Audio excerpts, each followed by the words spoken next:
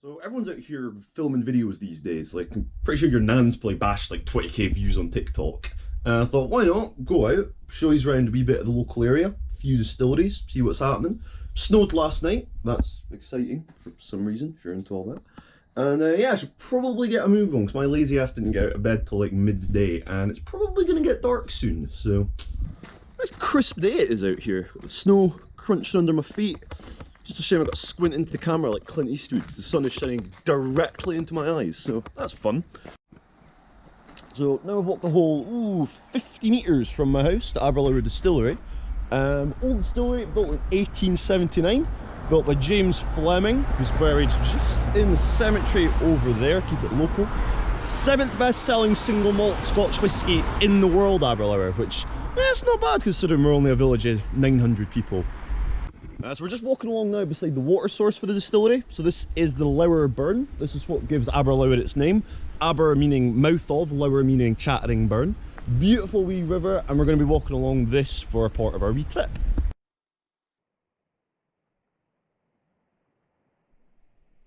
So it's a real shame that we can't actually go on and visit the distillery. Obviously, tier 4 restrictions, not really possible. Also, at Christmas, small village, everything shuts down. It's really not like living in the city. When I moved to Edinburgh, absolutely everything's still open over Christmas, Hogmanay. Everything grinds to a halt back in Aberlour. Small places, yeah, we don't have the greatest amenities over the festive period.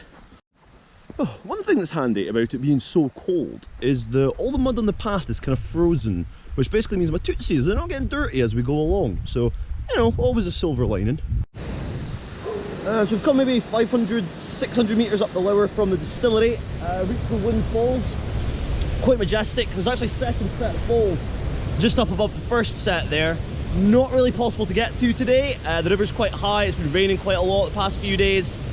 Not really the day to try and scramble up the side over there and make it up. But still quite majestic what you can see here.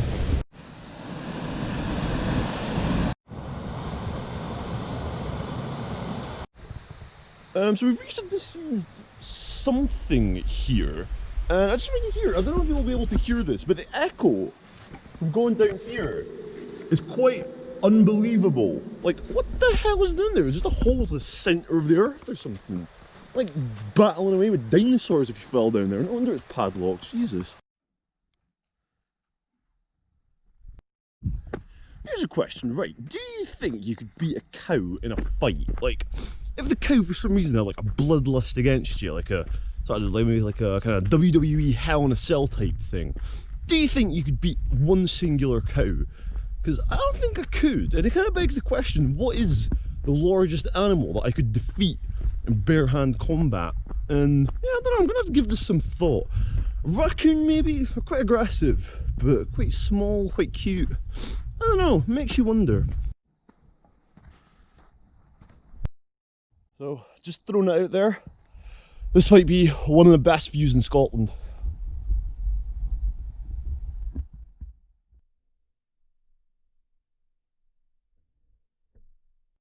So I don't know how well this is going to show up on the camera, but you've got Ben Rinnes in the back there, and Ben Rinnes obviously gives its name to Ben Rinnes Distillery, which you might just be able to see the red chimney poking out from the hills there.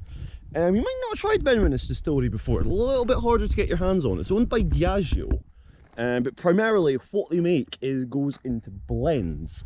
So very, very small percentage of what they make will actually be bottled as single malt.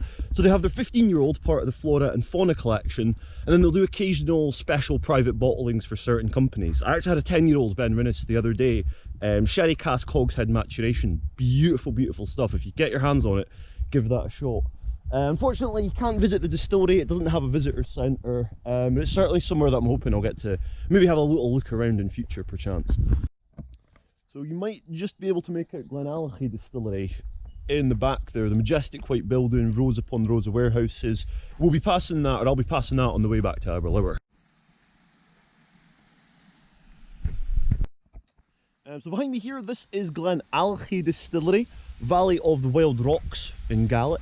Very beautiful, beautiful white walls. A relatively new distillery, opened up in 1967, and it opened to produce for blended whiskies. So predominantly what they made in the past, what they made back in the 60s and 70s, it would go into producing blends. These days though, quite easy to get bottles of single malt. It's currently owned by whiskey legend Billy Walker, and he's really experimenting with a lot of new cask finishes, port casks, rye casks, producing some really beautiful stuff. But saying that, probably my favourite whiskey from the distillery, just the basic 12. Super rich, mocha coming through, apricots coming through, really beautiful stuff. Probably one of my favourite whiskies for less than £50 a bottle. There's a rather spooky looking house up on the hill up there to my left. I'm pretty sure it's abandoned, at least it was, what, a couple of years ago. Let's go up, have a wee look, see if there's anything exciting or interesting up there. This does beg the question, is it trespassing if the house is abandoned? Guess we'll find out, hopefully there's no one there.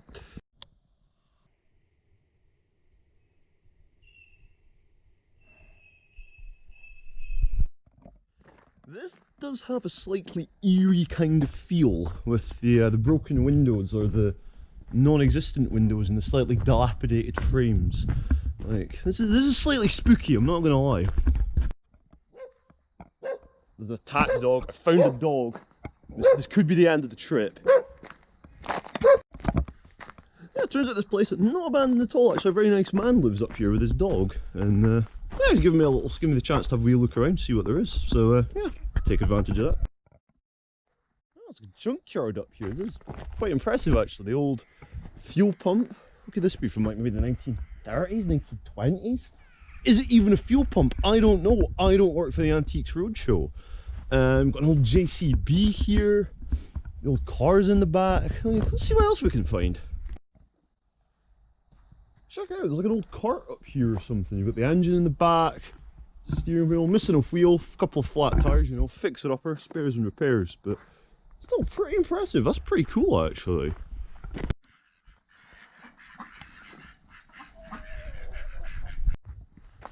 No matter where you are, you can never stray too far from a good pint of vitamin T in Scotland, can you? That was quite cool. You know, I've lived here like most of my life, in fact, pretty much all my life. No idea any of that stuff was up there. I suppose you learn something new every day, isn't it? But I do feel a little bit bad now for calling basically their home creepy and unsettling. But you know, lovely people, you know, nice place, interesting stuff. To say hello to people as you walk past, or is that just a Scottish thing? Because I remember I did it in England once, nice old couple, and they looked at me like I was about to stab them, which might be because I was wearing a white jumper, which does give off the kind of stab your nan aesthetic. But yeah, maybe we're just really friendly people in Scotland, I don't know. But yeah, on that note, I think we'll wrap this one up. If you made it to this point in the video, you can't really be having a very exciting day. You've just watched a man walk up a hill, look at some old junk around the back of a house. But if you did make it this far, thanks for watching, and yeah, catch you in the next one. Sheep!